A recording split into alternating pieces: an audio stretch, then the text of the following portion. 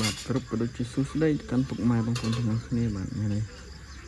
យើងចេញឲ្យបានយើងមកឈុតបងប្អូនចេញរូបខ្លុំមួយជុំមកដបងបងប្អូនចេញទៅខាងស្វ័យរៀងហើយយើងរៀបចំដាក់ឲ្យគាត់ជុំមកយើងបងប្អូនជុំមកយើងបងប្អូន25កងហើយមានរូបរបស់យើងបងប្អូនយើងដាក់ឲ្យគាត់រៀបចំនេះដាក់កែរូបរបស់យើងសល់តែប៉ុណ្្នឹងទេបងប្អូនសល់3អានេះយើងផ្ញើឲ្យយើងសល់តែ3បងប្អូនណាចង់បាននេះឆាតមកលឿនៗបងប្អូនព្រោះអត់មានច្រើនទេមានសល់តែ3ទេអញ្ចឹងមកក្រោយគេអស់ហើយជុំយើងបងប្អូនអាចកំងបានបងប្អូនខ្ញុំធ្វើឲ្យតនអញ្ចឹងណាបងប្អូនជុំមកយើងហើយបងប្អូនចង់បានឆាតមកលឿនៗបងប្អូនគឺចិត្តអស់ហើយរូបសល់តែតិចទេដោយសារយើង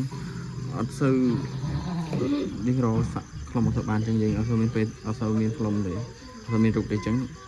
សល់3ហ្នឹងបងប្អូនណាមកមុនបានបងប្អូនមកក្រោយអត់ទេអញ្ចឹងទៅយើងមានតែប៉ុណ្្នឹងបងប្អូនចាំអានឆានបងប្អូនលឿនៗ